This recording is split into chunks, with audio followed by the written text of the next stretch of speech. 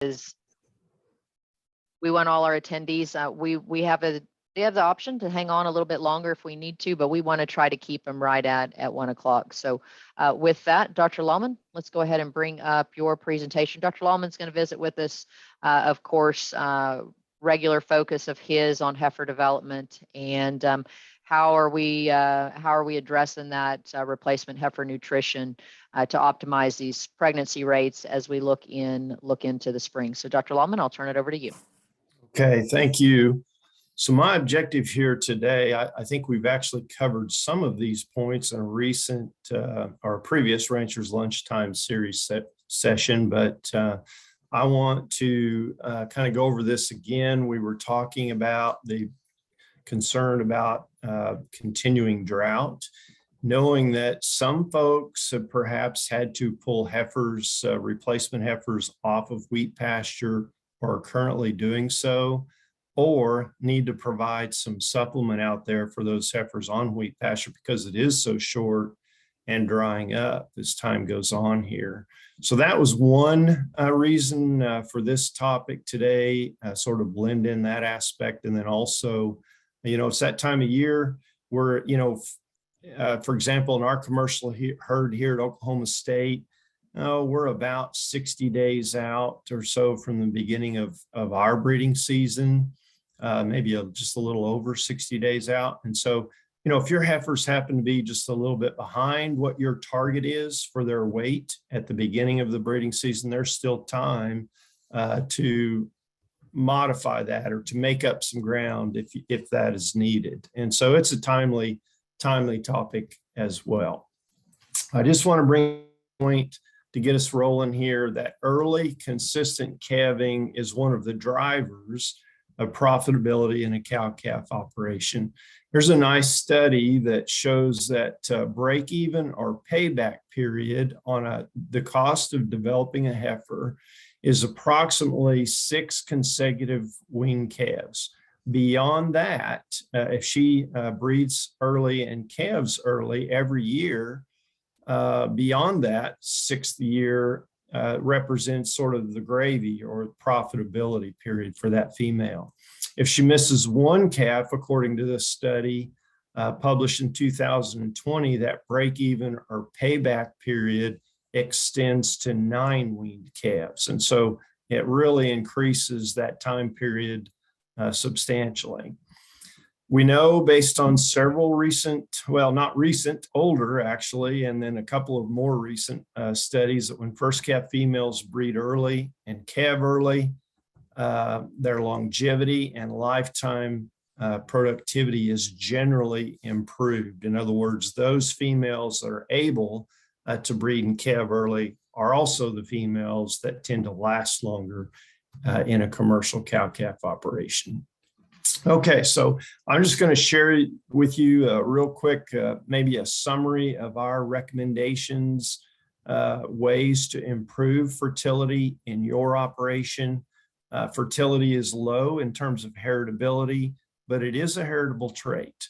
And so with focus or attention, developing a set of guidelines and sticking to those principles or sticking to those guidelines over time, you can most definitely make progress in fertility of your cow-calf operation. The genetic tools available, of course, improving genetics in your herd, the most influential way to do that is through the sires that you purchase, the most influential way over time. So you want to purchase sires with advantageous EPDs for fertility, such as heifer pregnancy EPD, stayability EPD, and some breed associations. The sustained cow fertility EPD is a relatively new EPD, very similar to stayability, but that's available in the Hereford breed.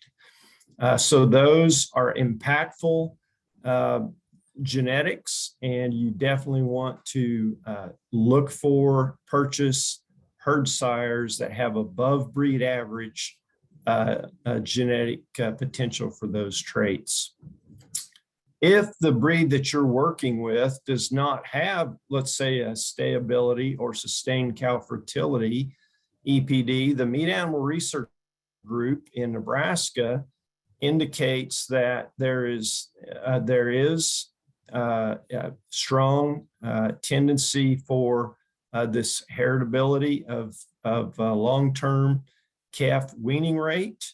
And in order to improve that in your herd, if you can work with your seed stock supplier to identify bulls out of cows that calve early consistently and do it every year for a long time, you have a much better chance of improving the genetics in your own herd. Along with that, restrict breeding season and cull open cows. Now we're talking about trying to improve this trait from the cow side of the equation.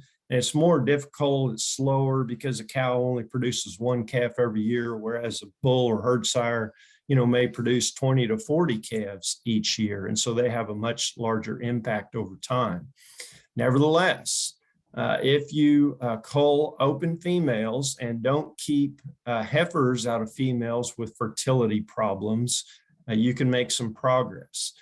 Keep only early born heifers, very simple principle, but that tells you that all the stars lined up for that female's mother to become pregnant early. She was born live, and so on. Keep only early bred heifers, same thing. If they became pregnant early in the breeding season and they were an early born heifers, you're kind of doubling the potential or probability that you have selected a female that's a good fit to your environment and is likely to be successful from a reproductive standpoint. And then, of course, keep heifers out of older productive cows in a commercial cow-calf operation. How could you go wrong doing that? Those older cows that calve consistently every year have shown you time and again that they're a good fit for their environment. They can withstand the local disease challenges and that they can handle the environment from a nutritional standpoint and breed back. Okay, so let's talk about the nutritional management to optimize success. And I'm going to say, I guess my slide here says an AI program, but I'm just going to talk about fertility in general. We're using artificial insemination or natural service. And these principles will apply to both, but maybe some of these items will be particularly of interest to those of you who are interested in implementing an AI program. So we're going to talk about heifers, and it seems to me like there is in the literature anyway, there's kind of two camps on philosophy of how to develop heifers. One is sort of the tried and true standard recommendation from extension in most areas of the country is that you develop your heifers to the point that they weigh approximately 65% of their expected mature weight on the first day of their first breeding season. Okay, everyone follow me there? 65% of their expected mature weight. So to keep it simple, if a 5 or 6 year old cow at weaning in a body condition score 5 weighs 1,000 pounds, you'd like to develop her heifers under this rule or this philosophy. You develop her daughters to the point where they'd weigh 650 pounds on the first day of your breeding season for those heifers. Okay, so the other camp, here's my 65% camp over on the left side, the other camp, 55%. And this actually has been studied more recently, and basically it is the lower input system or philosophy.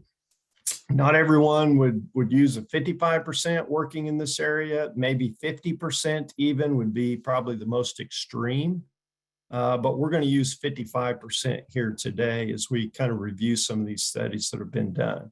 So the idea is to reduce the cost, keep more heifers than you normally would, because maybe not as many of them would become pregnant, at least not as many early in the breeding season.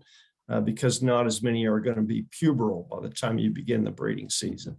But, Bert Teichert, who wrote for Beef Magazine, really promoted this system quite a bit. And his thought was to use a very short breeding season, only about 30 days, maybe 45 days, and keep the heifers that get pregnant again, keep more than you need. Keep those heifers that get pregnant. Those are the ones that you want. Those are the ones that are telling you they fit in your environment. And market the rest of those heifers that do not become pregnant as stalker cattle, or hopefully that use it as a stalker cattle enterprise that should be profitable. So let's just review some of the principles of those two target weight camps. And we need to do this so that you understand your philosophy and you kind of select one of these so that you can establish a target weight in order to know how to treat your heifers from now until the breeding season. Under the 65% rule, a positive thing about that particular strategy is effective across a wide range in breed type and environment. And that's because we're going to treat them well from a nutritional standpoint, and we're not going to let nutrition reduce or limit their potential to become pubertal, number one. And secondly, then because they have cycled at least once before they enter the breeding season, give them a better opportunity to breed early. So that's definitely a positive. You're going to have more heifer cycling early. Heifer value is high, pasture an advantage if the value of your heifers is high. In other words, if you're selling pregnant replacement heifers, if your pasture cost is high, in other words, you don't want to have to retain a lot of extra heifers if your feed costs and pasture costs are extremely high. Less calving difficulty, that one may be arguable, but at least these heifers will be developed to a greater extent early on. The heifers on the 55% rule actually may catch up. And so that's why that one is perhaps a arguable. High feed prices is a negative because you're going to spend more money from weaning until the first day of the breeding season to reach that 65% target weight. This system is going to put less pressure on fertility in your environment. And that's because we're basically artificially modifying the environment with more expensive feed inputs. Instead of minimizing the supplementation program, we're going to help these heifers along with concentrate feeds, or really nice quality hay, perhaps wheat pasture, which of course is more expensive than dry winter pasture. Lardner in 2014 says on average in their study, this program was about $58 per animal more expensive. 55% rule, okay, just kind of some general principles to kind of characterize that. Reduce cost per animal. You're not going to spend as much money on feed. You will increase pressure on fertility versus the environment. And this was Burke Teichert's favorite component of this heifer development system. And it makes a lot of sense. You just keep the heifers that get pregnant early. Those are the ones that are showing you that they can go ahead and become pubertal early enough, cycle, settle, and maintain that pregnancy. Coupled with early pregnancy detection, those opens can be a profitable stalker enterprise, as I mentioned previously. A negative, you got to retain more heifers. And if the cash flow is important to you soon after weaning, this one's not going to be as optimal for your system. Breeding system is likely limited to natural service. I'll show you why here in just a minute, but it basically has to do with, you're going to have a difficult time having tremendous success with the synchronization and either timed AI or heat-based AI program if those heifers have not already cycled once. And you're going to have few of those cases under this rule. Not likely to be as successful with synchronization AI. Yes, same thing there. Abundant high-quality forage is required from a timing standpoint. After those heifers become pregnant, they're going to need to catch up in order to minimize the possibility of more calving difficulty because they're underdeveloped by the time they're 2 and calving as a 2-year-old. They definitely need to have abundant, high quality forage so they can experience compensatory gain during that following summer as they're catching up to their contemporaries, maybe on the 65% rule. Okay, we're going to do a real quick literature review here. You see the study, the first author's name over here in this first column. Not too worried about that. You can see a lot of these studies were done here in the mid, 2013, 14. Here you see the number of heifers in these experiments. This is the pregnancy rate in that particular study for heifers developed under the 55% rule. Pregnancy rate for the heifers developed under the 65% rule. You can go down there and see there's some variation. There is a handful, in fact, 2, I think, of these studies where the lower input system actually resulted in a higher pregnancy rate compared to the higher input system. Interesting. But most of the studies, there's a slight advantage for the 65% rule, as you would expect. Overall, though, it's interesting that the overall average in those studies is not very much different.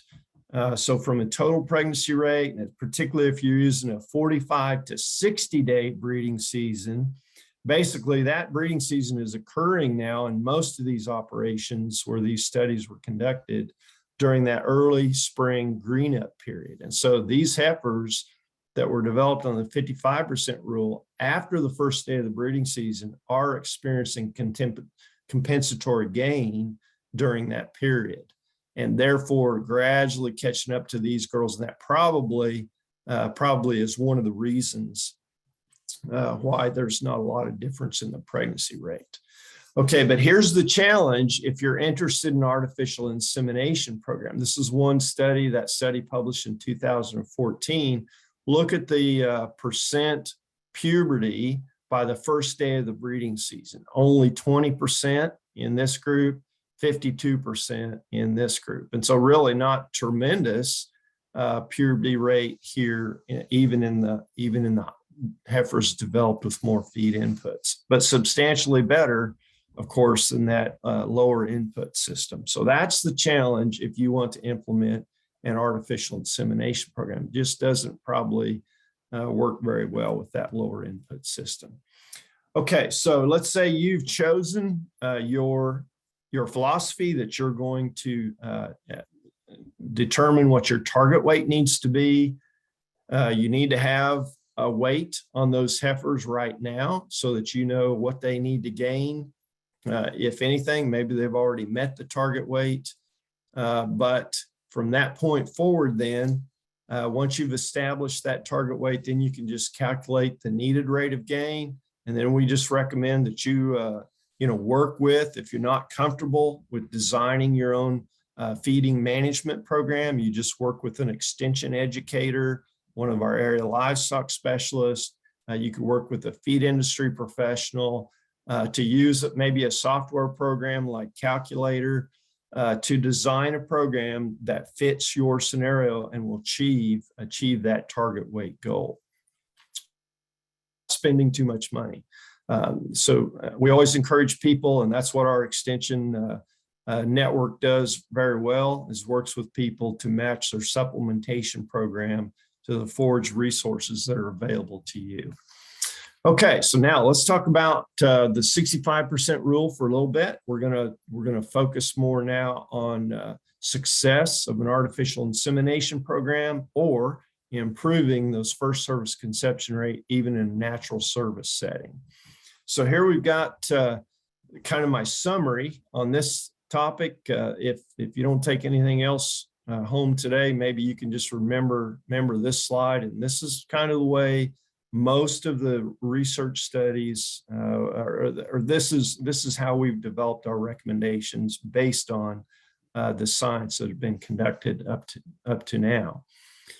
Okay, so if your objective is to optimize or maybe maximize fertility in these heifers during that first breeding season, they need to gain, under the 65% rule, they need to gain 1 to 1.5 pounds per day, or around 270, 360 pounds from weaning until the beginning of that breeding season.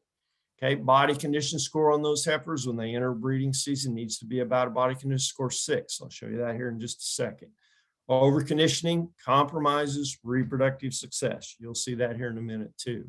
Flexibility in pattern of gain. They don't have to gain it all late. It isn't necessary to gain them, well, or you have the option of gaining fast and then slowing down. You can float them kind of through the winter on dry grass and then increase the supplementation or bring them into a dry lot and feed them to gain faster later on. I'll show you that studies that have been conducted say that they work approximately equally well. And then ionophore, such as feed additives such as Bovatec or Rumensin, have been proven time and again to be beneficial to replacement heifers. Then I'll leave this to the veterinarians, but there's some concern about modified live vaccine in these females within about 45 days of the breeding season. So I think most are recommending that those be administered prior to 45 days of the breeding season. And then the final thing I'm going to show you is post-breeding. At the time of breeding, from there on, after you do, so let's say it's time of the year to turn those heifers out. It's actually turns out to be important that those diet changes are subtle and not radical. You can cause early embryonic death after going to all that trouble trying to achieve early pregnancy.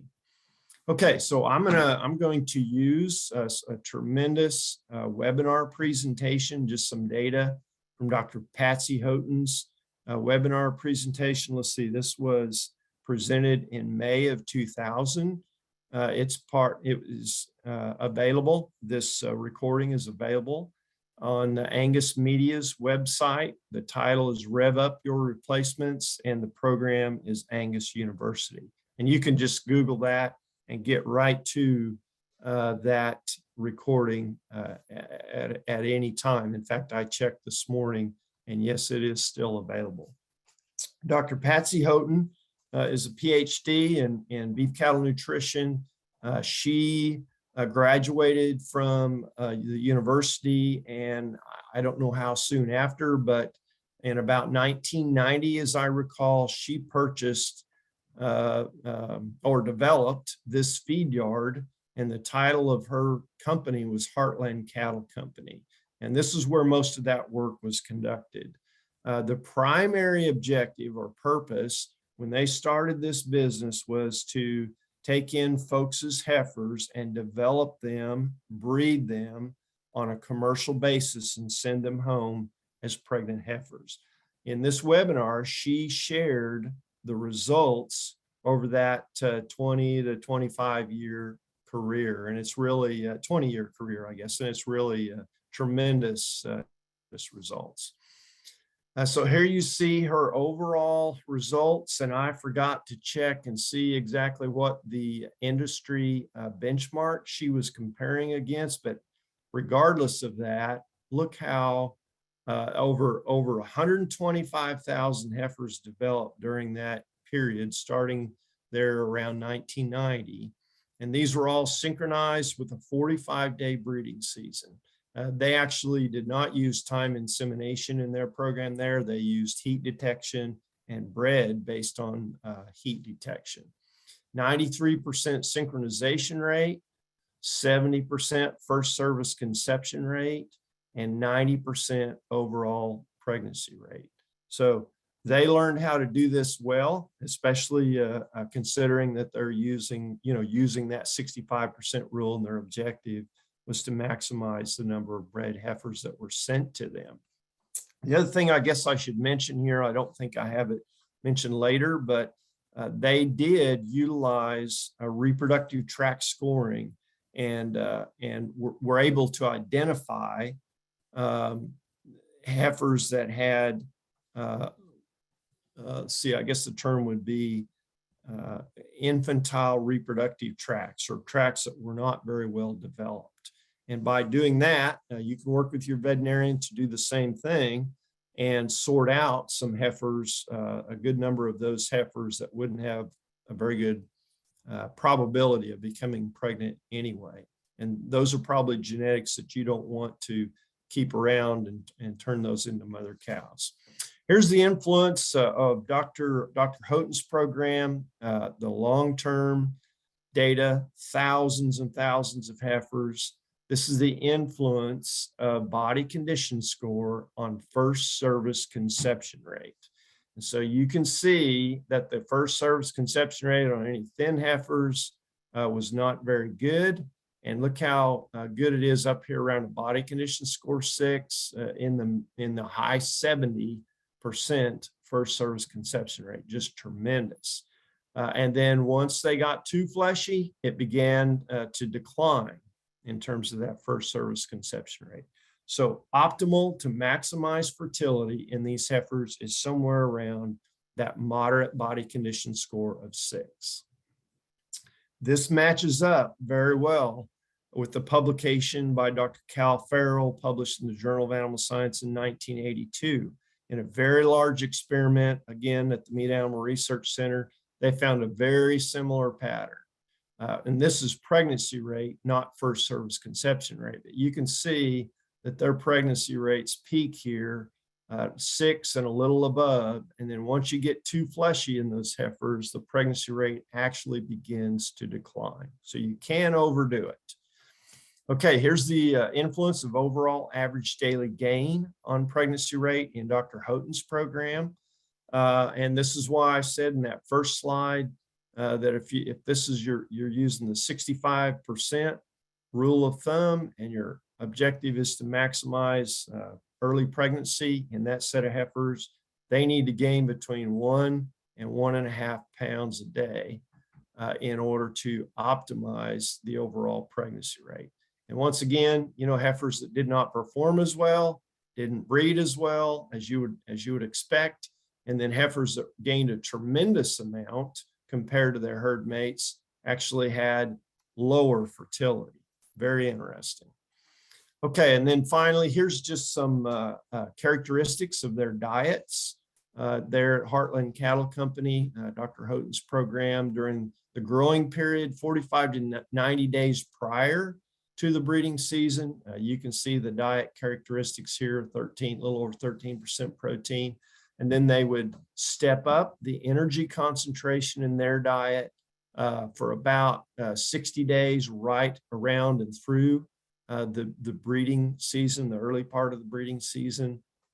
And then once those heifers became pregnant or after the breeding season, they would actually reduce the energy amount in the diet, not much change in the protein content, but kind of gradually slow those heifers down a little bit. So that was their pattern in terms of their nutrition program.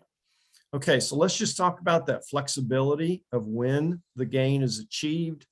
Here you see 4 different studies, number of heifers, and here's a group of heifers that was fed to achieve relatively even gain from weaning to breeding, 82% pregnant. Slow early gain, fast or kind of a flushing effect towards the last half of that growth period, 75%. And then just the opposite, fast, slow, 73%. Here you see a study where they looked at even gain versus slow and then fast, identical results in terms of pregnancy rate. Here's a study where they looked at even gain followed by fast, then a period of slow growth, and then they increased it again toward the end of that period, right before the breeding season. Pretty good results in both of these cases. This is not statistically different in this last study, but that stair-step program, we have fast gain, slow, and then another period of fast gain seemed to do pretty well. We probably need to pursue that further with further research to see if that holds true. Management considerations independent of target weight. I'm just going to mention a few other things and then we'll wrap it up here today.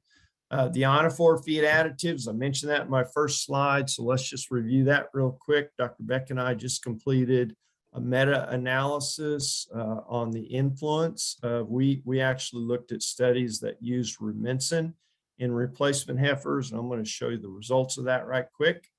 This is kind of an interesting data slide. Don't worry about all the data points over here. Each one of these rows represents an experiment, and the influence that we're looking at here is age at puberty. If they're on the left side of this dashed line down the middle, that means in that study, heifers that got Rumensin achieved puberty earlier. If they're on the right side, which I guess there's only one study right here, that means that those heifers that received Rumensin in this study achieved puberty later than the heifers that were on the control or no feed additive. Overall, all these experiments, there is a significant difference, about 9 days earlier puberty achieved when, in this case, Rumensin feed additive was included for at least about, I think most of those studies had 90 to 100 days of supplementing that feed additive. This is the percent cycling prior to the beginning of the breeding season. Same kind of a slide setup here. Here we're looking at percent cycling. So if they're on the right side of the dashed line here, that means on average, heifers in this experiment that received Rumensin actually had a higher percentage cycling prior to the beginning of the breeding season. On the left side, heifers that received Rumensin had a lower percentage compared to the control group cycling prior to the beginning of the breeding season. Overall, this data, this mean or average here tells us that there's a strong tendency for the Rumensin fed heifers to have 16% more heifers cycling by the beginning of the breeding season. Okay, so advantageous for replacement heifers. At breeding and post-breeding considerations, a couple things. This has to do with the subtle changes in the diet. Okay, so this is some of Dr. George Perry's work when he was still up at North Dakota State or South Dakota State University. What he's got here, he's got experienced and naive groups. Experienced means that they were turned out, the dark bars, these heifers were turned out on pasture early and stayed out on pasture through these different time periods. The group in the lighter colored bars are heifers that were naive, that is naive to pasture. They were basically developed in a dry lot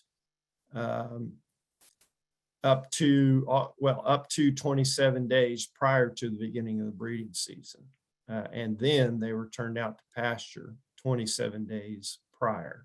And you can see down here, well, first of all, those heifers that were turned out the first week, they actually had weight loss.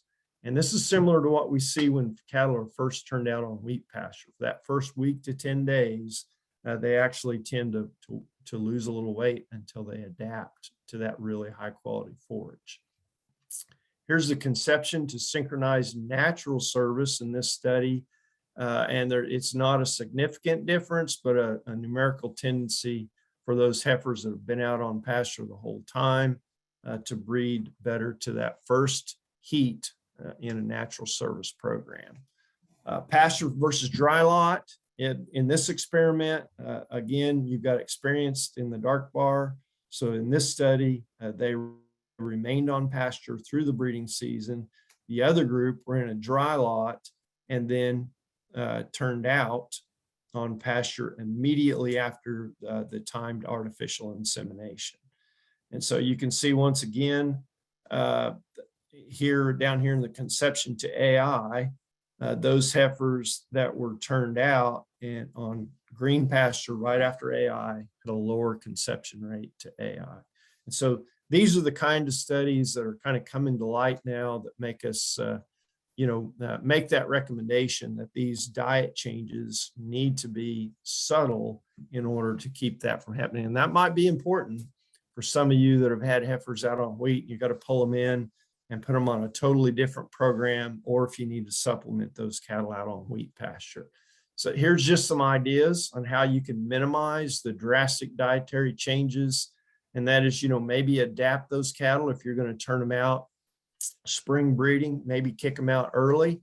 Go ahead and continue feeding them out there on pasture, If the forage is just starting to green up and there's not substantial amount of dry matter available, but you can continue the same supplementation program that you were feeding them in the dry lot. And therefore, at least the supplementation program, the concentrate portion of their diet has not changed at all. It's just the forage portion of their diet that would have changed. And so at least you're minimizing or trying to minimize that radical change. Dr. Houghton in the Heartland Cattle Company program, they just kept the heifers in the dry lot. Yes, more expensive, but they kept them in the dry lot on that steady plane of nutrition for 30 to 60 days post AI to make sure that they didn't create any more early embryonic mortality through the nutrition program. Okay, so those are my tips on heifer development based on the literature. We probably should have mentioned, but these are all going to be available, Dr. Biggs, on website. So if you'd like to come back and review those or see those, you'll be able to access these later on. All right, thanks, Dr. Lalman. We've got a handful of questions, but I think we might allow Dr. Beck to go ahead and present, and then we'll come back to those questions at the very end. Sounds good. So Dr. Lalman, I'll have you bring your presentation down, unless we've got them all. Do we have them all put together? No, okay. Dr. Beck, I think we're ready for your slides whenever you are. Okay, thank you very much. I appreciate everybody attending this session. The question that was posed to me is, can I afford to buy feed to carry calves until pasture is available? And when we look at some of our previous Ranchers Thursday Lunchtime series, you know, we have talked about some of these different ways to stretch wheat pasture or carry cattle through the winter until we have pasture available. You know, this is kind of the situation we're in now. We did have some pasture, wheat pasture this, you know, winter, but, you know, with the sustained long, you know, 90 to 100 days of dry weather before the snow, plus the cold weather, you know, the pasture isn't as dead as what this probably looks, but it's, you know, it's not growing back rapidly. If we're going to have any chance of having graze out on this pasture picture here, we're going to have to pull cattle off from this pasture and let it start regrowing. So it's going to have a break from this grazing pressure. But under on the beefextension.com or .edu website, under archived webinars for the Ranchers Thursday Lunchtime series, we do have the presentations where we're talking about growing calves without wheat pasture. Using hay and silage to stretch wheat pasture was one in the session. Dry wintering calves on native range, feeding long stem hay, or program feeding. So to talk a lot about the details of some of what I'm going to look at today. The other series from last year that's still just as timely is in the archived webinars is managing cattle and forages in a dry weather pattern. There's some really good presentations talking about El Nino and what it means, what to look forward to, and using some of the mesonet tools, along with some presentations on managing warm season grasses during this drought to get the most of it that you can, and most effectively utilize what moisture you get, what kind of management of cool season pastures we need to look at currently, and then forage alternatives, how to stretch forage supplies. So where do we stand? These two pictures are, you know, sort of like what we started out the wheat pasture year with. You know, it was fairly short. I think around the 1st of December, a lot of us were able to turn cattle out. But in consulting with some producers that were buying cattle through October, you know, where do we stand now with these cattle? So they bought these 450-pound steer calves in mid-October through October into November. They were able to get those cattle out on wheat pasture in December. And the total gain on those cattle is actually quite attractive, you know, even with the short pasture up until, you know, this last few weeks, you know, they're still gaining, you know, 1.7 to 2 pounds a day. And we looking at, you know, a receiving cost of about $75 per head. These cattle were held for 45 days, so that adds to the cost of receiving. Pasture gain cost estimated at about 60 cents per pound. So far, those cattle have gained about 200 pounds, so they're weighing right at 650 pounds. The total cost of gain, going from 450 pounds to 650 pounds, including receiving costs and the pasture cost gain, is about 74 cents. Looking at the markets at that time, these calves were valued at 450 pounds at $1.81, costing about $814 a head. If they were sold this week, sale market reports from Central Oklahoma showed those 650-pound number one steers at $1.74. So $1,131. This gives us a pretty nice value of gain right at $1.60 per pound, with a potential return, if these cattle were sold right now, of about $170 a head. So fairly attractive if those cattle were able to gain at this rate through the winter. If we were to sell those cattle today, though, 675-pound calves in this green line are right at 2% below the average for the year. If we look at the seasonality of prices, where those cattle were purchased at the low of the year when we're looking at the 4-year average from 2015 to 2019. The goal for most of our wheat pasture cattle are to market those cattle in May, mid-May, at a higher market than what we're looking at. If we have using, you know, the seasonality of that, you know, 5-year average, you know, if we can hold that 650-pound calf until April or May, we're looking at a 5% increase in value for those cattle on the average. So when we talk about holding these calves, we can assume sales and repurchase of cattle for late wheat graze out and early summer grazing. And that would be buying calves in April and May, which would be at the higher end of that market for a 650-pound calf, with the sales at the end of July. So we're getting the very best of the graze out through April, and then moving into an intensive early stocking program going into June and July. We consider this previous calf purchase as and the gain costs as sunk costs. So our new baseline is at $1,131. We could sell that calf and take our $170, or we can keep that calf and add more weight by holding them until later.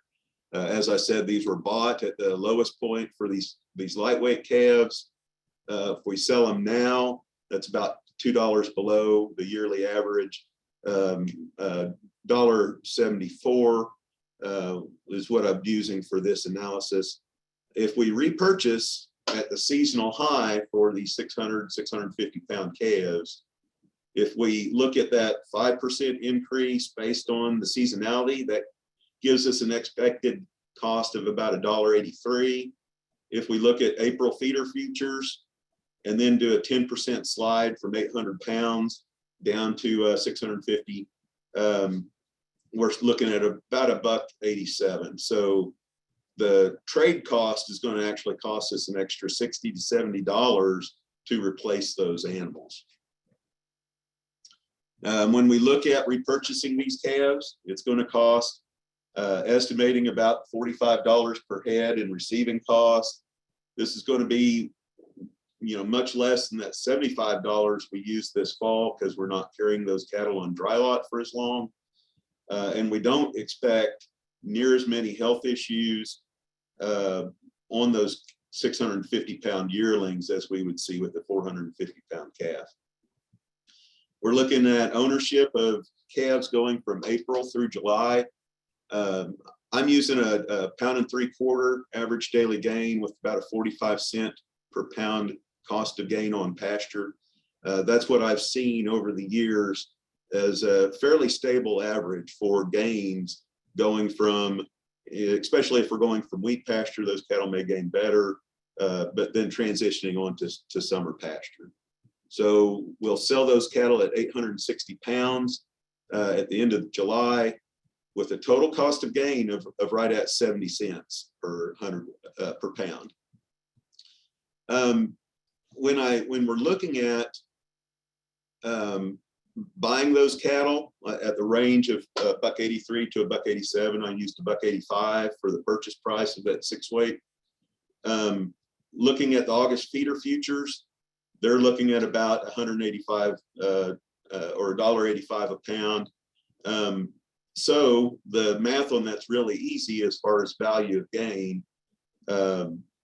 It's $1.85 per pound of gain. So that's a very attractive value of gain for those cattle with a potential net return of $250 per head. So the 3 scenarios that I worked with this producer on to hold calves from his wheat pasture that he's going to need to destock, he wanted to look at 3 different ways to do this. One was dry wintering on a dormant grass with a low volume supplement. We were looking at 2 pounds of distillers cubes or 4 pounds of distillers cubes, costing about $460 a ton. Limit feeding calves on dormant grass at 2% of body weight.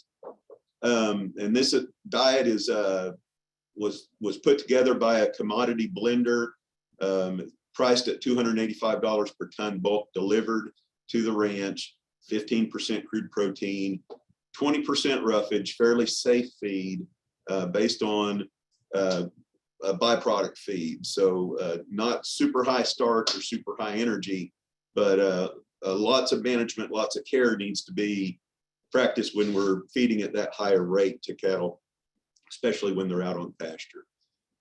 Feeding hay and limit feeding a supplement at 1% of body weight, using a slightly higher cost supplement, lower roughage, higher energy type supplement. And this was priced in at $320 per ton bulk from that same commodity blender. So when we look at what we're doing with these calves, we're going to have to feed them for about 45 days. We're going to pull them off from pasture. Hopefully we'll get some rain. Surely within the next 30 days, we will get a rain and give that wheat pasture time to recharge. If not wheat pasture, then, our warm season grasses will be coming up within the next 45 days. So we're looking at an initial body weight of 650 pounds because those are the calves we've raised. 1.5 pounds a day would get us up to about 720 pounds. With this, we're assuming we're going to use an ionophore and an implant to keep those cattle going as efficiently as we can.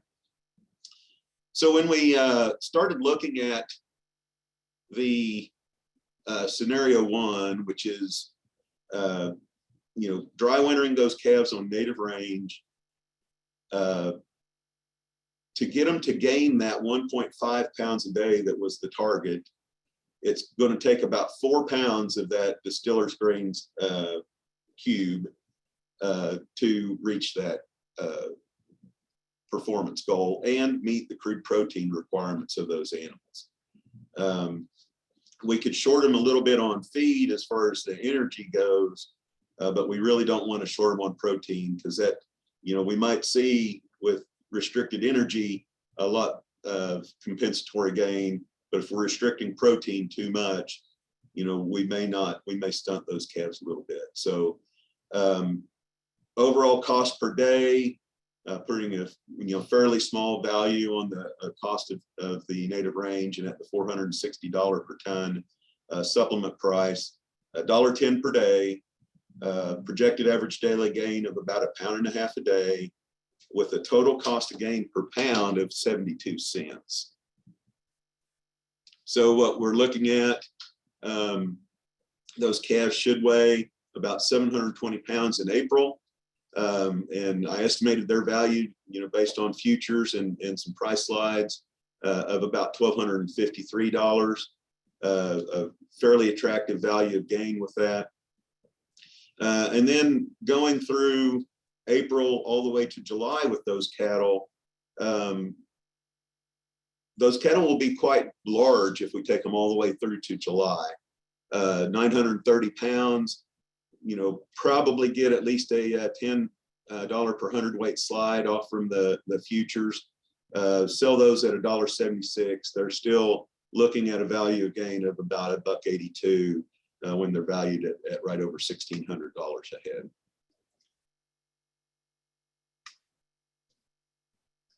The scenario 2 is limit feeding that commodity blend on native range at 2% of body weight.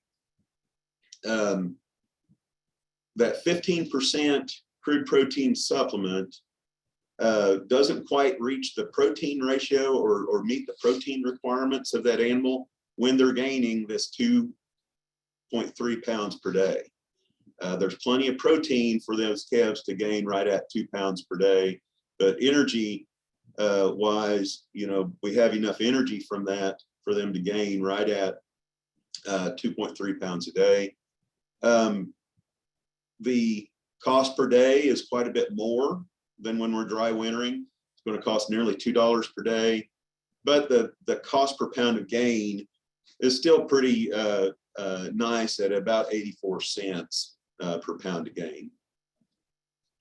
When we look at that, these cattle, because they're gaining over 2 pounds a day, they're going to weigh up over 750 pounds in April. They're going to be valued at about $1,300. Same value of gain on those cattle.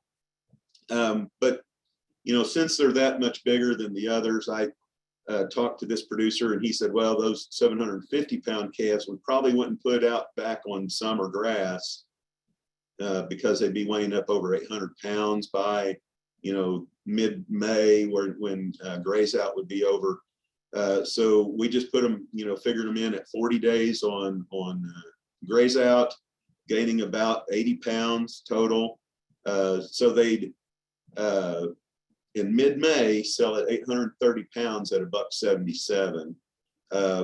We're advancing those cattle in value at that time. So that short-term period of gain gives us a $2.05 value gain for that time period.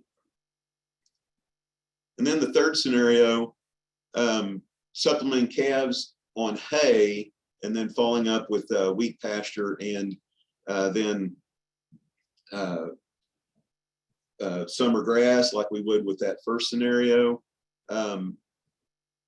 A lot lower supplementation rate, 1% of body weight would give us right at 6.5 pounds per day. They're going to gain right at 1.5 pounds a day with a fairly low quality hay. This hay we used was 9% crude protein and 50% TDN. So it would take a lot of supplement to get those cattle to have positive gain right there at 1.6 pounds per day. The total cost per day is $1.35 in this, with the cost of gain of about 85 cents.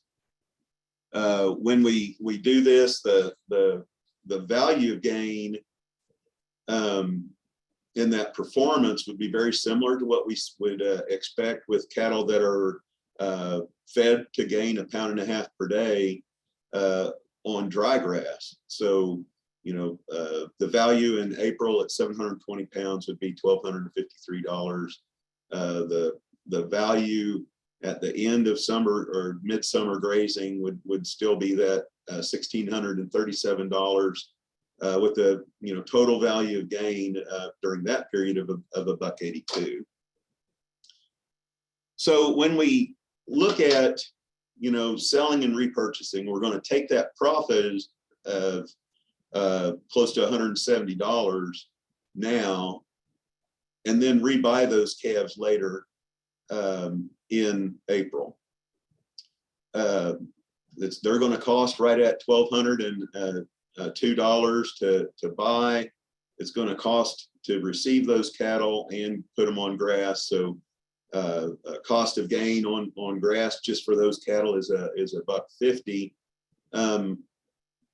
With the value at the end of grazing in July of right at $1,600 or $1,591. So we can pencil the net for that grazing period on that second set of calves at right at $240, giving us a total, if we sell and then rebuy right at $400. If we keep the same cattle through scenario one, we're going to use the cost as if we had sold those cattle, because that's our sunk cost. That's the value of these cattle at the time. The cost to winter those calves would be right at $50 per head for the 45-day period. The cost of gain on grass would be right at $95.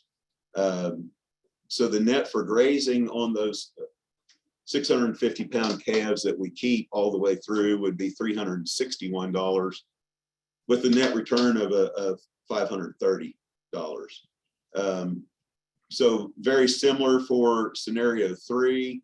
It's going to cost about $10 more to winter those cattle on hay than it would dry range. And we can talk about what value that dry range is. Most of us probably would consider that to be a zero. Much more expensive though is adding a lot more feed to that, fairly high dollar feed at $285 a ton. And we're looking at about $86 to winter, only about $36 because of the short graze out period.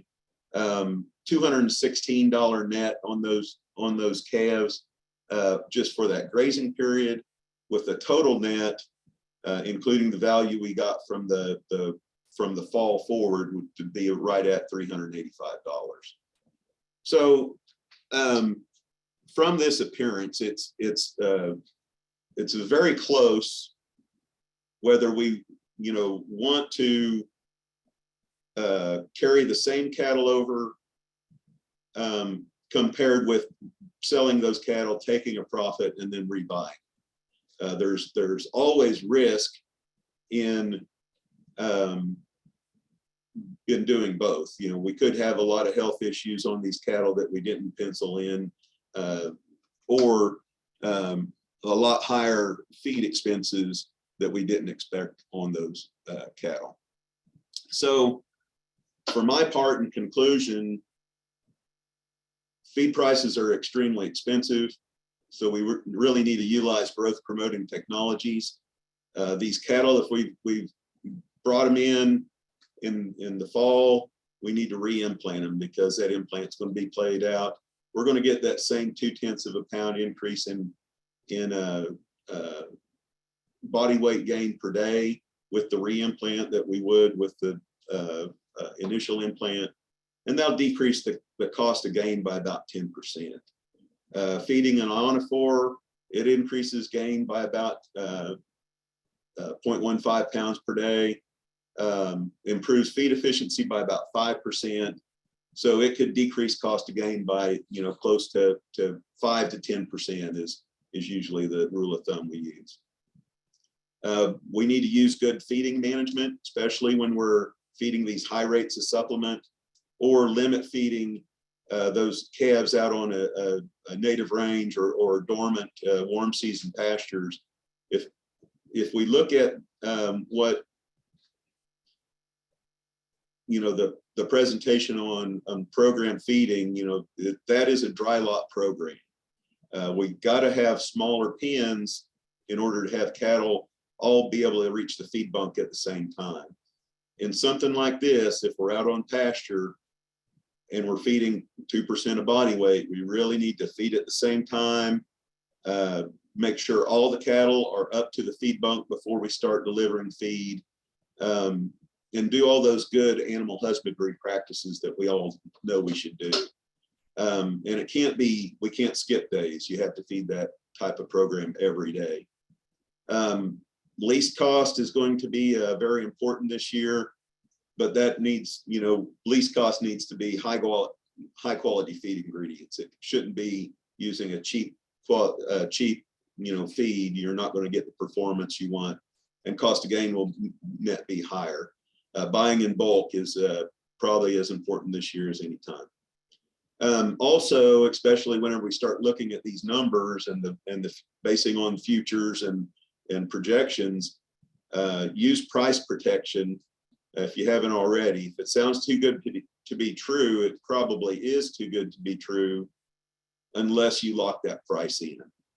So with that, I appreciate your attention, and we'll answer any questions you have. All right, thank you, Dr. Beck. Let's head back to some of these questions in the Q&A. I think this is for you, Dr. Lalman. What's your recommendation on the selection for hopefully their bred heifers based on that 55% benchmark of mature body weight? Are you wanting to make that selection at day 28 post breeding or perhaps day 60?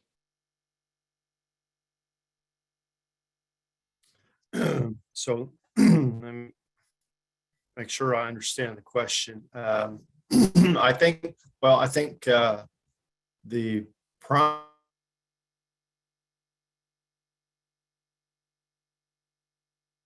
Dr. Lalman, I think we've got a little bit of an issue with your internet.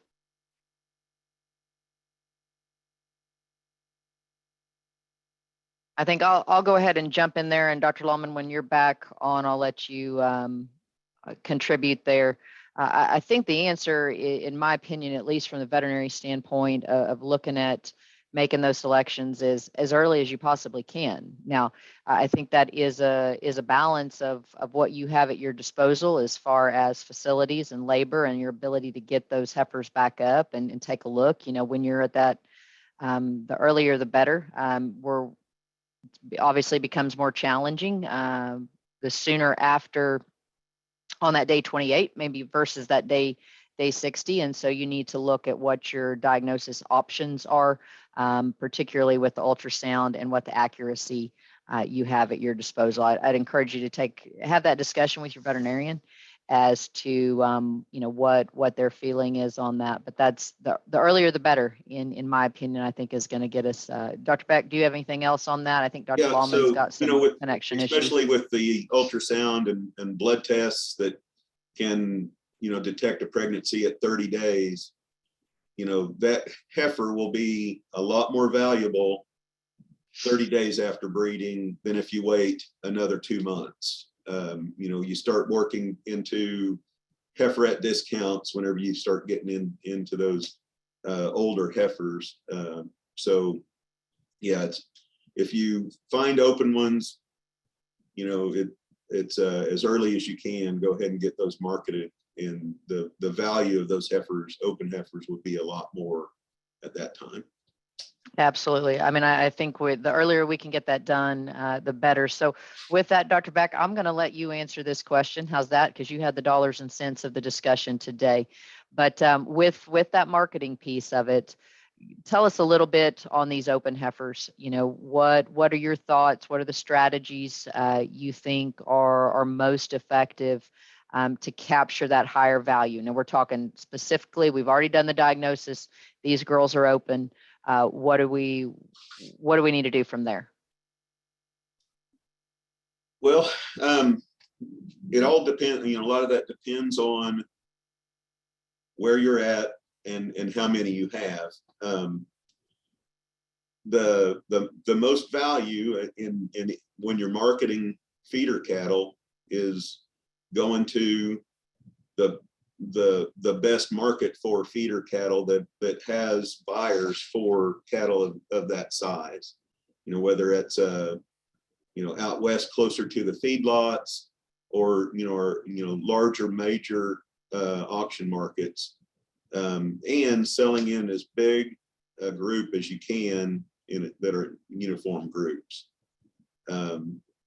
So those open heifers, they're no longer a breeding animal. They're a feeder animal. So all those rules of thumb that we use when trying to do the best job marketing feeder animals, they apply with them as well. Absolutely. I would agree completely with you there. I'm not seeing any other questions I did see your question, Dr. Beck. Why did we have to get back with Dr. Lalman on why that the grass was why was the grass better in that 65% camp? We'll leave that for him next go round. I will add for our audience, I did put a number of those links. In particular, we've got some links to the series we had previously with the dry wintering calves that Dr. Beck mentioned, as well as managing cattle in that dry weather pattern. And so I want to make sure that you've got those links available to you if you want to take a look at those. And I also put that link that Dr. Lalman mentioned in his presentation for that revving up your replacements that through the Angus organization. That link is in your chat too. And you obviously can use your favorite search engine to find those as well. So I'm going to guess Dr. Lalman is not connected anymore, Dr. Beck, because we're not seeing him join us back. Do you have any final comments for us? No, I appreciate everybody attending, and if you have interest in these topics, you can see the slides or look at the recordings later when they're posted, or contact us at any time. Absolutely. Well, we're looking for everybody to be back with us next week on February 17th.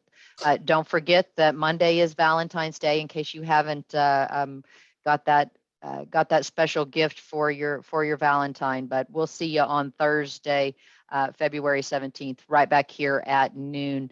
Brian Pugh is going to visit with us on grazing systems with introduced forages. And then Laura Goodman is going to visit with us about rangeland, a more native focus to those grazing systems. So he's got a little bit of best of both worlds, and I'm certainly interested in that as it looks at our personal operations. We've got one that fits in each category. So thank you all again for joining us. We know we're a little bit after the hour, but Dr. Beck and I will hang on if somebody else has any questions. But other than that, we will see you back next Thursday, February 17th. And if you're looking for those resources of previous recordings, we've got a little bit of a change in our website at beef.okstate.edu, working on a new look there. So but right there in the middle is those recorded sessions. Encourage you to take advantage of that as you can. So other than that, thanks again, and we will see you next go round. Thank you.